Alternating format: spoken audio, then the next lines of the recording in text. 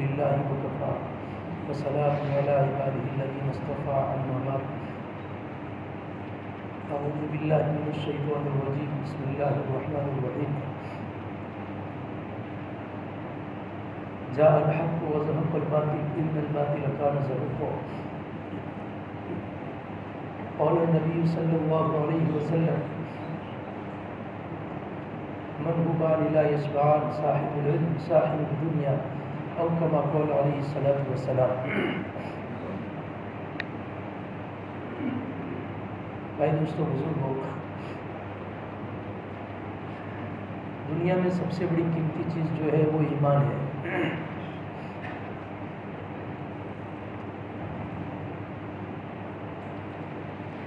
صحابہ کرام رضوان اللہ اجمعین ایمان کو اپنی زندگی میں داخل کرنے کے لیے اور ایمان کو حاصل کرنے کے لیے، حق کی تلاش کے لیے نہ جانے کیسے کیسے ان کو مجاہدے کرنے پڑتے تھے، کیونکہ وہ مجاہدے کے بعد آتا تھا، اور قاعدہ ہے، اللہ کا اصول ہے کہ جو چیز مجاہدے سے آئے گی وہ چیز حقیقت کے ساتھ آئے گی۔ والذین جاہدوا فینا لنہدینہم سبلنا۔ اللہ پاک ناگواریاں برداشت کرنے کے بعد، تکلیفیں اٹھانے کے بعد، مجاہدے اور ریاضات کے بعد اللہ پاک ہدایت دیتے ہیں، اور یہ ہدایت جو ہوتی ہے وہ مستحکم مضبوط ہوتی ہے۔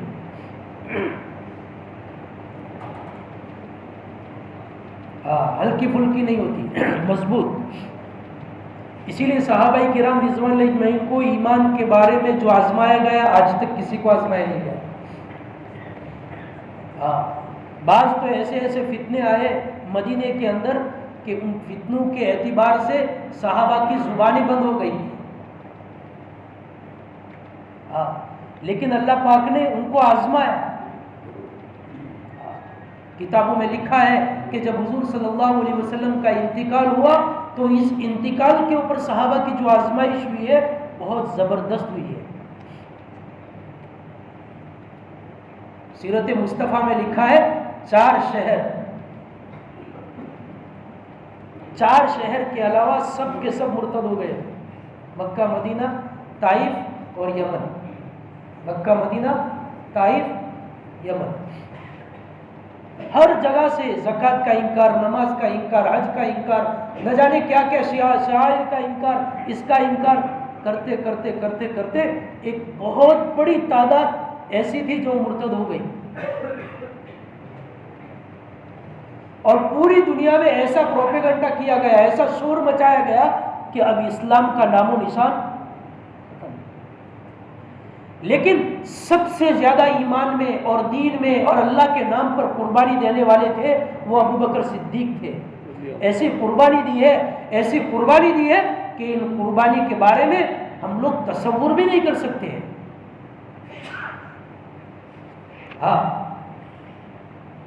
اسی لیے اللہ کے نبی صلی اللہ علیہ وسلم آخری مجلس کے اندر جب مجمع کو جمع کیا اور کہا کہ بھائیو اللہ پاک نے اپنے ایک مہمان کو کہا ہے کہ تم دنیا میں رہنا پسند کرتے ہو یا ہماری ملاقات کو، ہمارے پاس آنا پسند کرتے ہو؟ اس مہمان نے اللہ کی ملاقات کو پسند کر لیا ہے۔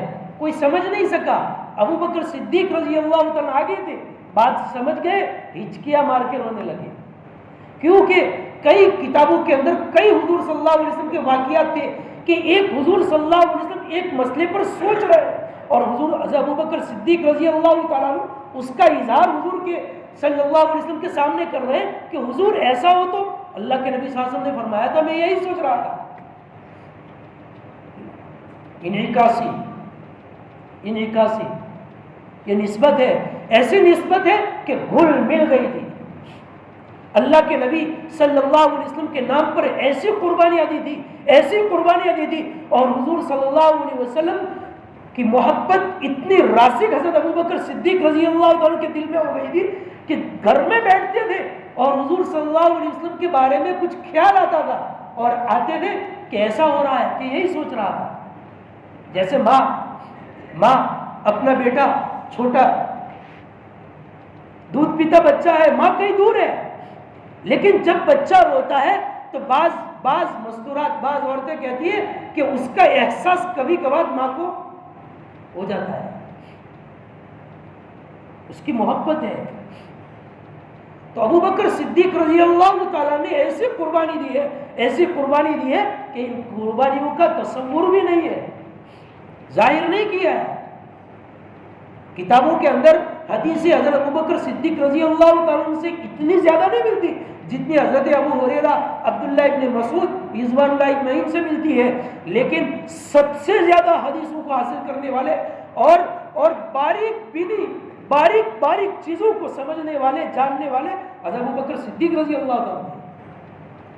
جس مسئلے کے اندر صحابہ سوچتے تھے کہ میں تو اس مسئلے کے بارے میں یوں سوچ رہا تھا کہ بھئی اس مسئلے کو حضور صلی اللہ علیہ وسلم کے سامنے پیش نہیں کر سکے، حضرت ابو بکر صدیق رضی اللہ عنہ کہتے ہیں کہ میں پوچھ چکا ہوں۔ وراثت کے مسائل کہ کس طریقے سے، کہا نہیں میں بھی پوچھ چکا ہوں، تحقیق کر چکا ہوں۔ قربانیاں تھی، اسی قربانی کا نتیجہ نکلا کہ دنیا کے کونے کونے سے آوازیں آ رہی ہے کہ زکوٰۃ کا انکار، نماز کا انکار، روزے کا انکار، فلاں کا انکار، ارتداد کی ایسی ہوا چلی۔ سیرت میں لکھا ہے کہ آج تک 1400 سال گزر گئے، ایسا فتنہ عالم اسلام نے کبھی نہیں دیکھا جو حضور صلی اللہ علیہ وسلم کے انتقال کے اوپر دیکھا گیا۔ اتنا بڑا فتنہ نہیں آئے گا۔ بہت سخت آزمائش تھی۔ حضرت عمر رضی اللہ عنہ خاموش تھے، کیسے پہلوان، کیسے مضبوط تھے، ان کا ایمان کیسا مضبوط تھا، صحابہ کے ایمان، صحابہ کا یقین کتنا مضبوط تھا، لیکن ایسے موقع پر حضرت عثمان غنی ایک کونے میں بالکل خاموش بیٹھے، کچھ نہیں بولا جاتا، کچھ نہیں سوچا جاتا۔ مولانا ابو کلام صاحب آزاد رحمت اللہ علیہ نے بات لکھی ہے کہ جتنے بھی تاریخ کی کتابوں میں، سیرتوں میں، سوانے میں حضور صلی اللہ علیہ وسلم کے موت کے وقت جو نقشہ کھینچا ہے، 1000ویں حصے کا ایک حصہ ہے، صحیح معنوں میں کسی نے بھی اس کی صحیح تصویر اور صحیح عکاسی کوئی نہیں لے سکا۔ اس وقت کے حالات جو بنے تھے، جو فتنے کھڑے ہوئے تھے، جو صحابہ کا امتحان ہو رہا تھا، ایسے موقع پر میرے بھائیوں حضرت ابو بکر صدیق رضی اللہ عنہ کیسے مضبوط تھے؟ مضبوط ترین صحابہ کہہ رہے ہیں حالات ہے، یہ جماعت کو رہنے دو۔ حضرت ابو بکر صدیق رضی اللہ عنہ کہتے ہیں جس جماعت کو حضور نے بنا کر روانہ کیا ہو وہ جماعت یاد نہیں رک سکتی۔ یہ ایمان کی ایسی مضبوطی اور ایسی استقامت تھی کہ اس ایمان کی طاقت اور اس ایمان کی مضبوطی کا نتیجہ یہ نکلا۔ حضرت جی ماں یوسف صاحب رحمۃ اللہ علیہ لکھتے ہیں کہ اتنا زبردست ارتداد اور اتنا زبردست فتنے اور اتنے زبردست بالکل حالات اتنے نازک اور اتنے خطرناک، 2 مہینے کے اندر 60 دنوں کے اندر حضور صلی اللہ علیہ وسلم کی موجودگی میں اور پوری دنیا اور عالم اسلام جس حال پر تھا، 2 مہینے میں حضرت ابوبکر صدیق نے اپنے ایمان کی استقامت اور قربانی کی بنیاد اور اللہ کے یقین کی بنیاد پر اسی دور پر واپس لوٹا کر رکھ دیا۔ یہ تھی ایمان کی طاقت۔ جو چیز قربانی اور اندر کی حقیقت کے ساتھ محنت، مجاہدہ، جفا کشی، ریاضات کے ذریعے سے حاصل ہوتی ہے، وہ چیز اندر راسخ ہوتی ہے۔ اس لیے ابو بکر صدیق رضی اللہ تعالیٰ کا ایمان اتنا مضبوط کہ ان کے ایمان کے بارے میں کوئی سوچ بھی نہیں سکتا ہے۔ بس اتنا کتابوں میں لکھ دیا کہ انبیاء کے بعد سب سے بڑا درجہ کس کا ہے؟ ابو بکر صدیق رضی اللہ تعالیٰ، معمولی نہیں ہے۔ 2.5 سال خلافت کی ہے، لیکن عالم اسلام کو ان حالات میں جو نبھایا ہے اس کو سوچ بھی نہیں سکتے۔ قربانیاں دی ہے اللہ کے نبی صلی اللہ علیہ وسلم کے اشاروں پر، بلکہ منشا پر۔ ایک تو کہہ دے کہ بھی لگاؤ، اور ایک تو کہہ دے کہ یہاں لگانے کی ضرورت ہے، یہاں لے کرنے یہ کام کی ضرورت ہے، لیکن ابو بکر صدیق رضی اللہ عنہ حضور صلی اللہ علیہ وسلم کی منشا پر جو کیا ہے، ہاں وہ چیز حضرت ابو بکر صدیق رضی اللہ عنہ کی تھی۔ اس لیے اللہ کے نبی صلی اللہ علیہ وسلم نے آخری موقع پر آخری مجلس میں کہہ دیا کہ میں نے بھائی کسی کا کوئی حق باقی ہو تو بتاؤ، کوئی نہیں۔ پھر کہا تقریباً بھائی میں نے سب کا حق ادا کر دیا ہے، صرف ابو بکر صدیق رضی اللہ عنہ کا حق ادا نہیں کر سکا، اس کا حق اللہ اپنے خزانے سے دیں گے۔ ہاں ایسے ہی نہیں 8 دروازے سے استقبال کیا جائے گا، ایسے ہی نہیں ہے قیامت کے دن اللہ پاک نے اتنا بڑا مقام، ہاں اتنا بڑا مقام ایسے ہی نہیں دیا ہے، قربانیوں کی بنیاد پر تھا، اندر کا یقین اتنا مضبوط تھا۔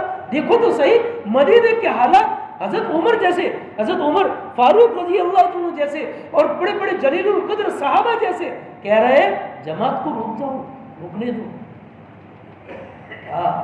لیکن کہہ رہے ہیں کہ جب تک میرے جسم میں جان ہے، میں جب تک زندہ ہوں یہ جماعت یہاں سے یہاں نہیں رہ سکتی، اس کو جانا ہی ہے۔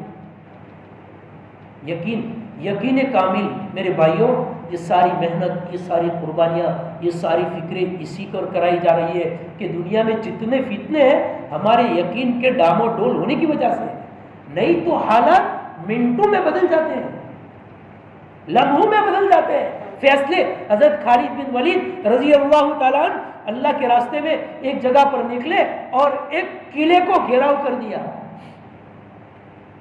فتح نہیں ہو رہا ہے، اندر سے پادری آئے زہر لے کر اور کہا کہ دیکھو آپ اپنا لشکر لے کر یہاں سے نکل جاؤ، ہم ہمارا قلعہ آپ کے حوالے نہیں کریں گے، کام لے کے رہیں گے، کہا آپ کے سامنے ہم یہ زہر کھا کر خودکشی کر لیں گے، کہا زندگی اور موت اللہ کے ہاتھ میں ہے، زہر میں نہیں ہے۔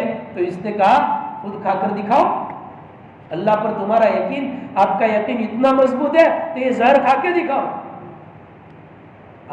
وہ زہر کی پوڑیاں لی اور دعا پڑھی اور کھا لی، تھوڑی دیر پسینہ نکلا، اللہ کی حکمت، ایک زہر سے ایک آدمی مر رہا ہے اور اسی زہر سے دوسرے آدمی کو شفا مل رہی ہے۔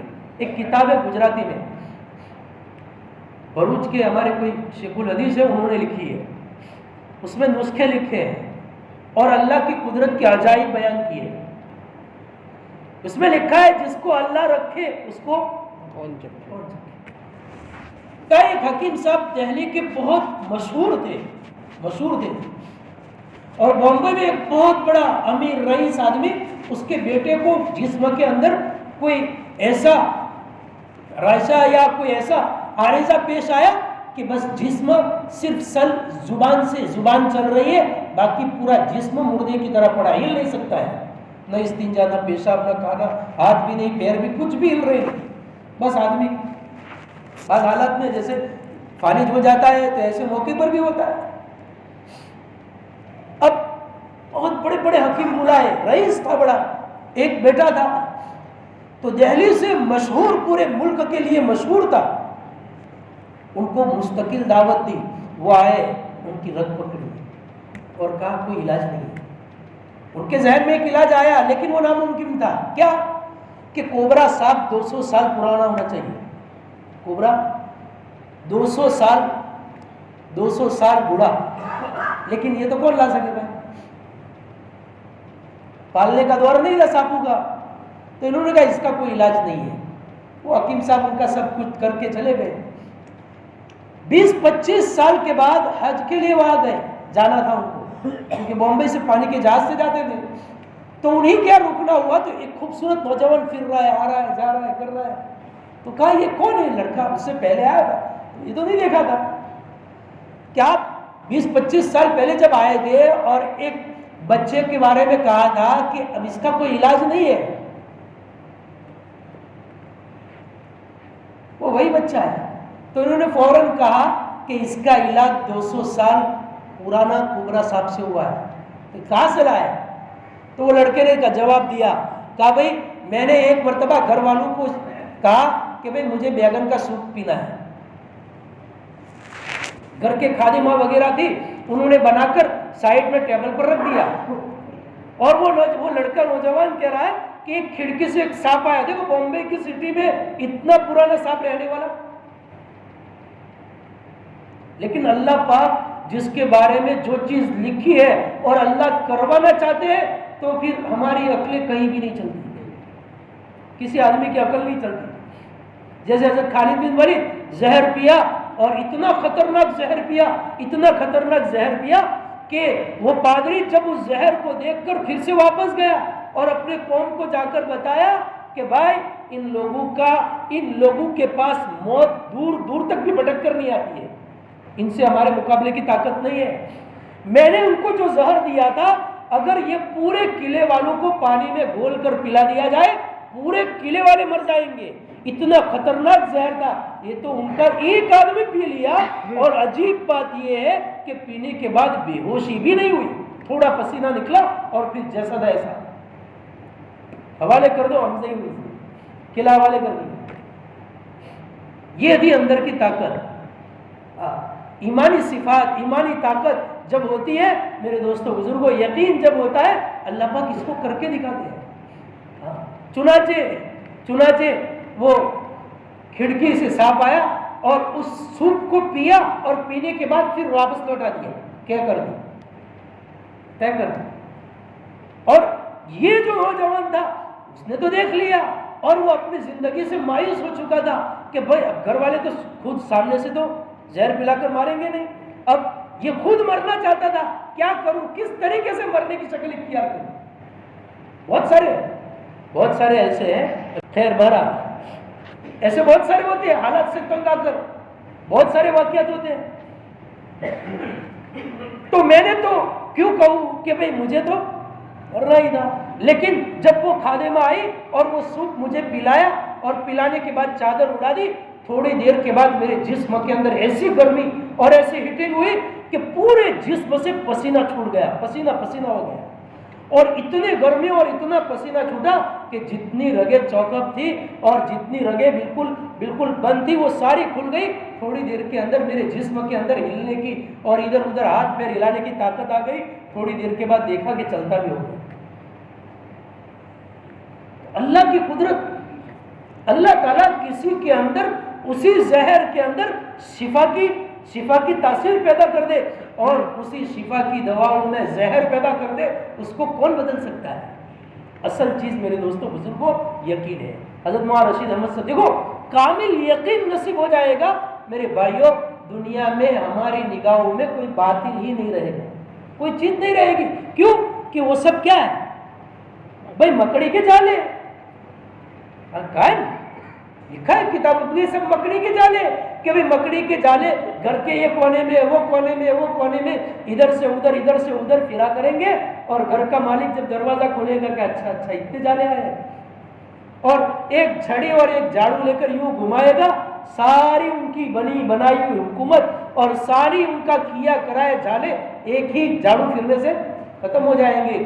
بس یقین ہم کو نصیب ہو جاوے میرے دوستوں، وہ ہمارا یقین بن جاوے، پھر دیکھو باطل کا اثر، باطل کے اوپر اثر کیا پڑتا ہے، باطل کتنا متاثر ہوتا ہے. آج ہمارا یقین کامل نہ ہونے کی بنیاد پر میرے دوستوں بزرگوں ہم ان سے متاثر ہو گئے. کیوں متاثر ہوئے؟ وہ کیا چیز ہے؟ اللہ نے صاف کہہ دیا جال حق وزهق الباطل. اللہ کا وعدہ ہے اور اللہ کا اصول ہے اور اللہ رب العزت کا قانون ہے کہ حق کے مقابلے میں باطل کو ضرور کھڑا کریں گے. موسیٰ علیہ السلام حق لے کر کھڑے ہوئے تو اس کے مقابلے میں کون کھڑا ہوا؟ بھئی ابھی تک تو انا ربکم الاعلی دعویٰ نہیں کیا تھا، اور موسیٰ علیہ السلام جہاں نبوت کا دعویٰ شروع کیا اور نبوت ملی اور پھر ہلچل ہوئی، وہاں پر کیا کہنے لگا؟ انا ربکم الاعلی. یہ سب چیزیں ہر انبیاء علیہ السلام کے ساتھ ہوا ہے اور ہر حق کے ساتھ ہوا ہے. ایمان والوں کی آزمائش کسی چیز کی آہٹ ہوتی ہے.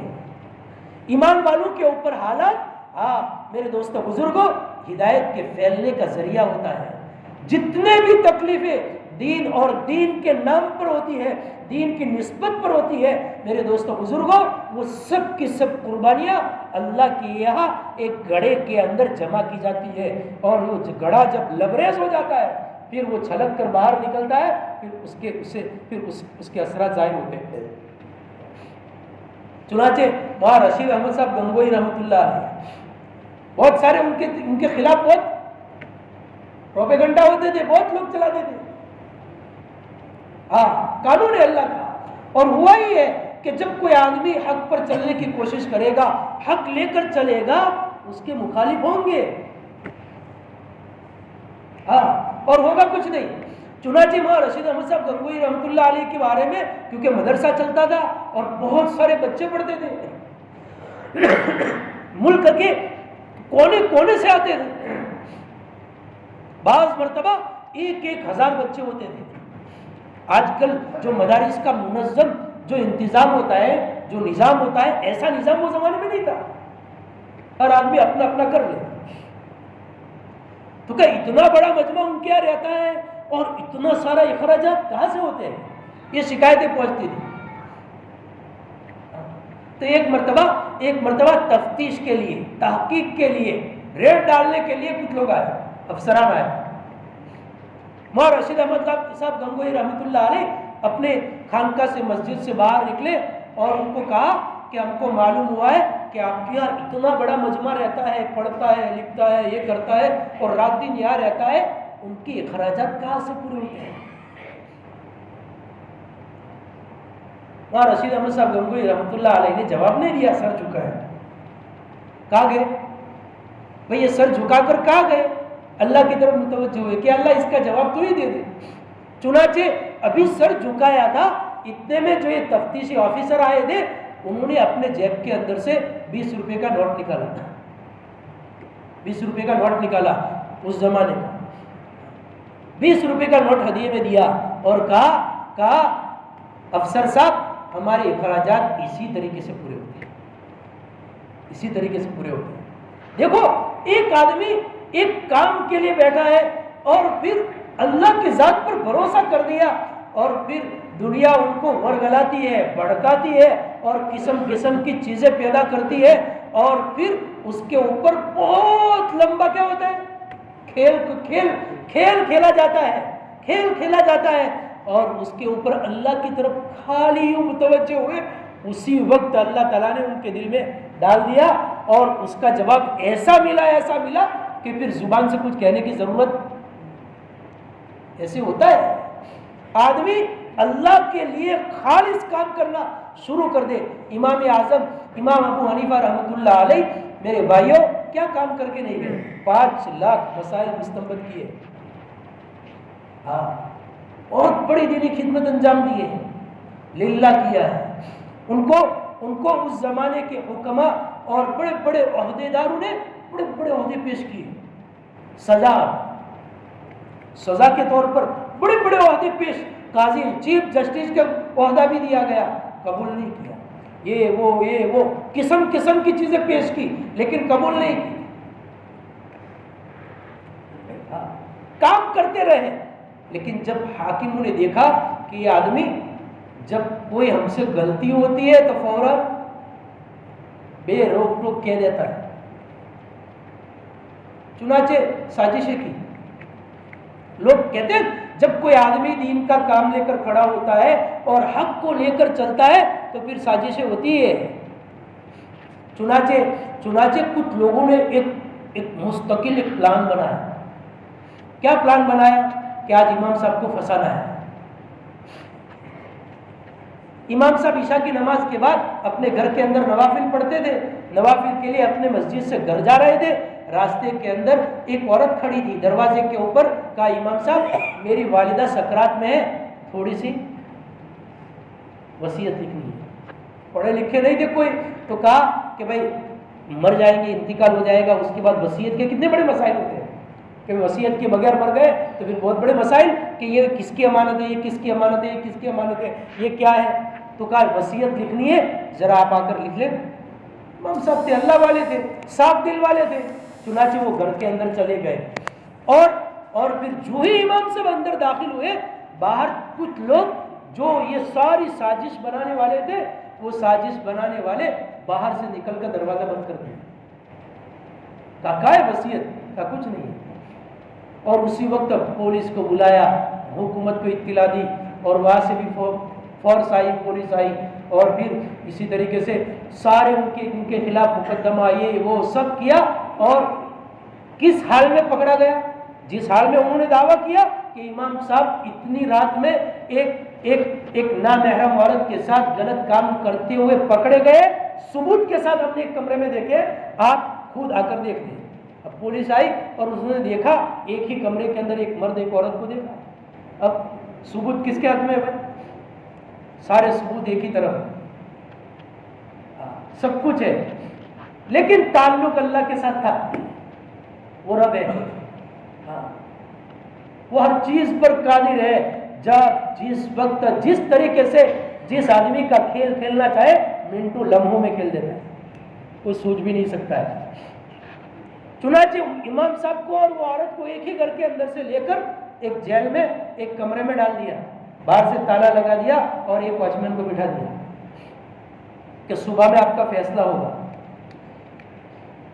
اب امام صاحب تو سیدھے اللہ کی طرف متوجہ، وہ تو ان کا تو روزانہ معمول تھا کہ بھئی عشاء کی وضو سے فجر کی نماز پڑھنا. اب انہوں نے نیت باندھ لی، اللہ کی طرف متوجہ ہوئے. وہ حدیث بھی ہے، حدیث بھی ہے کہ بھئی آدمی اللہ کی طرف متوجہ ہوتا ہے، روزانہ اللہ کی طرف مانگتا ہے، تو اللہ تعالیٰ کہتے ہیں مانوس آواز ہے.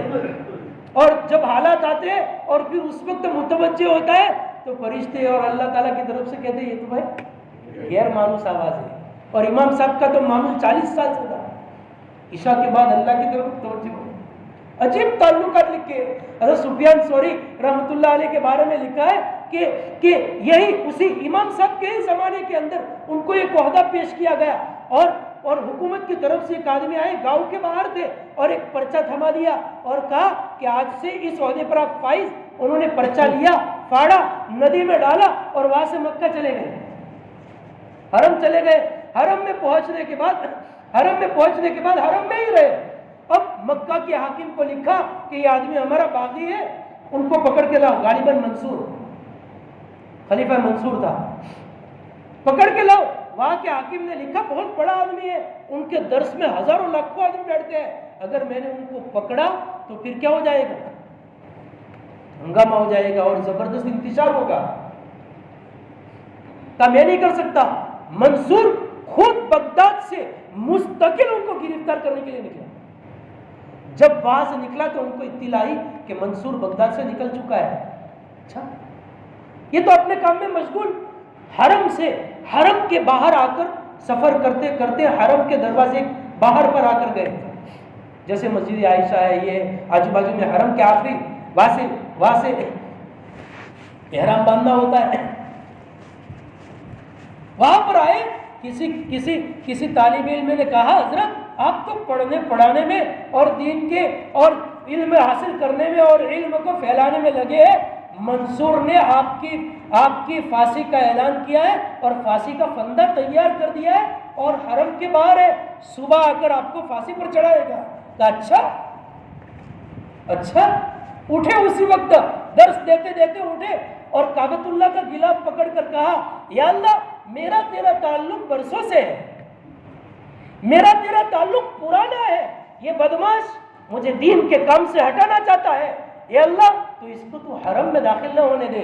چنانچہ جب سفیان ثوری رحمۃ اللہ علیہ کو ان کو پکڑنے کے لیے اور پھانسی دینے کے لیے حرم کے اندر داخل ہونے کے لیے گھوڑے کے اوپر سوار ہو رہا تھا اور گھوڑا بدکا، گرا، گردن ٹوٹ گئی، وہی مر گیا. فیصلہ تعلق مع اللہ کے ساتھ تعلق مضبوط ہوگا. میرے بھائیوں، دنیا کی کوئی طاقت ہلا نہیں سکتی. شاہجہاں کا واقعہ مشہور ہے، کتنا کہ ایک عالم تھے اس زمانے میں، جمعہ کی نماز کے اندر منبر کے اوپر چڑھ رہے تھے اور خطبہ دینے کے لیے بیٹھ رہے تھے. ایک عام آدمی نے کہا کہ حضرت ایک مسئلہ کا ریشم پہننا کیسا ہے؟ اب پہلی صف میں یہ بادشاہ جتنے آئے تھے، شاہجہاں کا زمانہ غالباً، اور یہ جتنے بھی بیٹھے تھے وہ سب ریشم پہن کے آئے تھے. کہا ٹھہر جاؤ. گھر گئے، ساری وصیت یہ وہ کر دی، اور اس کے بعد مسجد کے اندر آئے. کہا ہے وہ مسئلہ پوچھنے والا؟ کہا حضرت ریشم پہننا. کہا ریشم پہننا حرام ہے، اور اس کو کوئی حلال سمجھ کر پہنتا ہے وہ کافر ہے، واجب القتل ہے. مسئلہ کتنا پوچھا تھا؟ بس انہوں نے اوپر لکھا. چنانچہ یہ بادشاہ نماز پڑھ کر نکلا، اس نے اعلان کر دیا کہ ایسا ایسا. اورنگزیب رحمۃ اللہ علیہ تیزی کے ساتھ آئے، کیونکہ ان کے استاد تھے یہ. انہوں نے کہا کہ آپ کے بارے میں ایسا فیصلہ ہوا ہے. کہا اچھا میرے بارے میں؟ لاؤ میرا مسلح، میرا لوٹا، میرا مسواک. دوڑتے ہوئے اورنگزیب رحمۃ اللہ علیہ اپنے والد کے پاس گئے. کہا میرے استاد جو ہے جس کے بارے میں آپ نے قتل کا اعلان اور ان کو پھانسی پر چڑھانے کے بارے میں فیصلہ کیا ہے، وہ تو مسلح اور وضو وغیرہ کر کے آپ کے حق میں بد دعا کر رہے ہیں تاکہ تمہاری حکومت برداشت ہو جائے. لکھا ہے، بتایا کہ اس وقت وہ بادشاہ سر پر عمامہ نہیں تھا، ننگا سر، پیر میں جوتے نہیں تھے، ننگے پیر دوڑتے ہوا وہاں گیا اور پیر پکڑ دیے. حضرت ایک مرتبہ اللہ کے پاس شکایت کر دو گے میری حکومت کے ٹکڑے ٹکڑے ہو جائیں گے. یہ تھا تعلق مع اللہ کے ساتھ سچا تعلق. باطل پوری طاقت کے ساتھ. امام احمد بن حنبل کو خلق قرآن کے بارے میں ایک طرف پوری کی پوری حکومت ہے اور ایک طرف امام صاحب اکیلے ہیں، اور ان کو اس عقیدے کے بارے میں جھکانے کی پوری طاقت لگا رہے. کچھ اس زمانے کے علماء سو بھی کہہ رہے ہیں کہ امام صاحب کوڑے کھا رہے ہو، ٹھنڈی میں پانی کے گھڑے ڈالے جا رہے ہیں، آپ کے ساتھ کون ہے؟ آپ اتنے زبردست ظلم ہو رہا ہے، تکلیفیں جھیل رہے ہیں، آپ کے ساتھ کون ہے؟ یہ حالت. امام صاحب رحمۃ اللہ علیہ نے ان کو ایک ہی جملہ کہا کہ بھائی کامیابی اور ناکامی، اچھی اور برائی، حق اور ناحق کا فیصلہ میری اور تیری موت کرے گی. چنانچہ کتابوں کے اندر لکھا ہے کہ جس آدمی نے یہ غیرت دی تھی اس کا جب انتقال ہوا ہے جنازہ شہر سے گزر رہا تھا. 3 آدمی تھے، چوتھا آدمی نہیں مل رہا تھا. کرائے کا بھاڑے کا آدمی کا لا کر اس جنازے کو قبرستان میں پہنچایا گیا. اور اس کے بعد امام صاحب کا انتقال ہوا تھا. تو امام صاحب کے انتقال کے بعد اس دن عصر کی نماز پورے شہر کے اندر کسی جگہ پر عصر کی اذان نہیں ہوئی. پورا کا پورا مجمع قبرستان کے اندر ہے. گھر سے قبرستان تک 14 جنازے ٹوٹے. اتنا بڑا مجمع. بعض کتابوں میں لکھا ہے 6 لاکھ عیسائی اسلام قبول کیے ان کو جنازہ کے دن. یہ تعلق مع اللہ باطل پوری طاقت کے ساتھ ان کو ایمان سے اور اس عقیدے سے ہٹانے کی کوشش کرتے ہیں. لیکن یہ ہمارے اکابرین اس پر کیسے جمے ہوئے ہیں، کیسے لگے ہوئے ہیں. باطل پوری حکومت کے ساتھ جھک جاتی ہے، ختم ہو جاتی ہے، مٹ جاتی ہے، لیکن ان کے ایمان کے اندر ذرہ برابر کسی کے اندر طاقت اور مجال کیا ہے کہ ان کے ایمان میں ذرہ برابر فرق لا سکے. یہ تھی میرے دوست، یہ ایمانی حقیقت. چنانچہ امام صاحب کو جیل میں ڈال دیا اور بہت پروپیگنڈا، رات پر سوئے نہیں کیونکہ چورن گیا نا سب نے. بہت مزہ آ رہی تھی کہ آج تو بہت کچھ دیکھنا ہے. صبح میں پوری زندگی کا فیصلہ صبح میں ہو جائے گا. چنانچہ امام صاحب تو دعاؤں میں اور یہ لوگ گھر گھر جا کر اس کی پروپیگنڈا کرنے میں. وہ عورت نے دیکھا کتنا بڑا اللہ والی ہے، اللہ والا ہے. رات بھر روتا رہا، اللہ کے سامنے مانگتا رہا. میں کہا اس کی بات میں، کیونکہ عورت نرم دل ہوتی ہے، دیکھ جاتی ہے. تو امام صاحب نے جب سلام پھیرا تو اس کے بعد کہا، امام صاحب کے قدموں میں گر گئی اور کہا امام صاحب مجھے چند لوگوں نے چند ہزار اشرفیہ دیکھ کر ورگلایا تھا اور آپ کے خلاف یہ سازش مجھے اس طریقے سے بنا کر کیا گیا تھا تاکہ آپ کے اوپر تہمت ڈالوں، معاف کر دو. اگر آپ نے معاف نہیں کیا تو پھر میرا بیڑا تو گرک ہو جائے گا، آپ تو بہت بڑے اللہ والے۔ امام صاحب نے کہا ایک شرط پر معاف کرو، تو کیا کہ واچ مین بیٹھا ہے دربار، اس کو کسی بھی طریقے سے راضی کر دو، تم یہاں سے چلی جاؤ اور میری اہلیہ جو ہے میرے گھر ہے ان کو لا کر یہاں پر بند کر دو اور تم اپنے گھر چلی جاؤ۔ کہا یہ تو میرے بھائی آپ کا کام ہے، کہا کر دو جاؤ۔ اب وہ واچ مین کو کسی بھی طریقے سے جو 1000 روپے دیے تھے وہ اس کو دے دیے، ہاں وہ ملے تھے وہ ان کو دے دیے، اور وہ اس کو تیار کر دیا اور وہاں سے ان کی اہلیہ کو یاد آیا، یہ لایا، پوری رات میں معاملہ دفع رفع ہو۔ اب صبح میں پورا بادشاہ کا محل کھچا کھچ بھرا ہوا، چاروں طرف شور کہ ابھی امام صاحب کو زنجیروں کے اندر جکڑ کر جب قریب لایا اور شور مچا کہ بھئی اب تو تھوڑی دیر کے اندر دودھ پانی الگ ہوگا، یہ ہوگا وہ ہوگا۔ عجیب حالات ہوتے ہیں میرے بھائیوں، یہ سوانے اللہ والوں کے یہ یقین کامل کے واقعات پڑھنے چاہیے، اس سے ہمارا ایمان بڑھتا ہے۔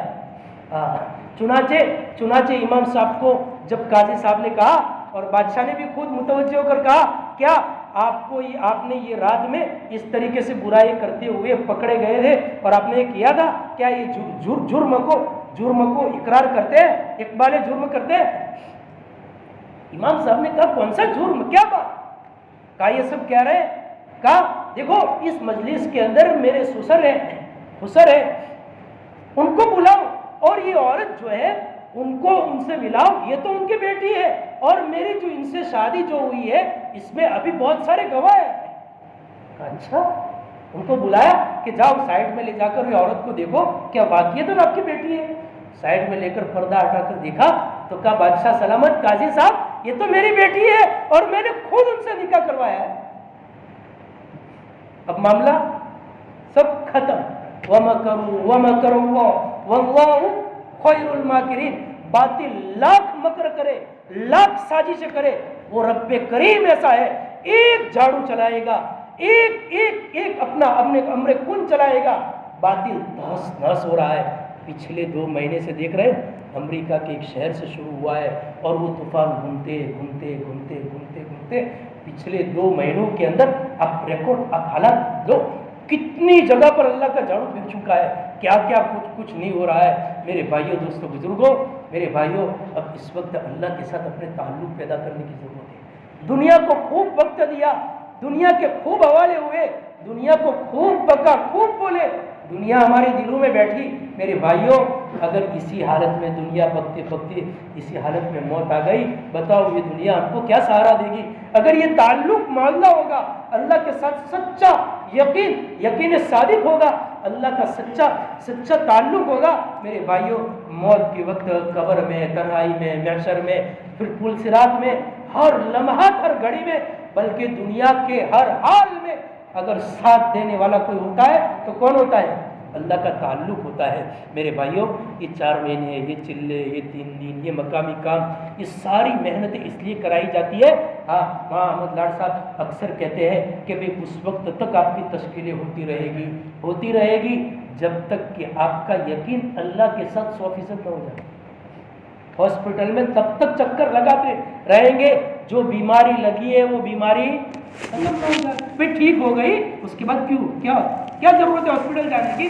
لیکن صحت مند ہونا ہے تو ہمارے اندر جو یقین کی کمزوری جو لگی ہے، نہ جانے کیا کن اعتبار سے ہمارے اندر کمزوری آئی ہے، وہ کمزوریاں ختم ہو جاوے اور اللہ کا سچا تعلق اور یقین مل جاوے، اس کے لیے اللہ کے راستے میں بھیجا جاتا ہے۔ کٹیں گے دنیا سے تو اللہ سے جڑیں گے، یہ قاعدہ ہے۔ اس لیے میرے دوستوں بزرگوں بتاؤ، اجتماع بھی طے ہو گئے، اس لیے بتاؤ 4 مہینے کے لیے کون تیار ہے؟ اللهم لك الحمد حمدا دائما مع دوامه، اللهم لك الحمد ولك الشكر كما ينبغي لجلال وجهك وعظيم سلطانك، اللهم صل على محمد النبي الأمي وعلى آله وسلم تسليما، رب اغفر وارحم وتجاوز عما تعلم إنك أنت العليم الأكرم، اللهم اهدنا واهد بنا واهد الناس جميعا، اللهم أرنا الحق حقا وارزقنا اتباعه وأرنا الباطل باطلا وارزقنا اجتنابه، جزا الله عنا محمدا ما هو أهله صلى الله عليه وسلم، سبحان ربك رب العزة عما يصفون وسلام على المرسلين والحمد لله۔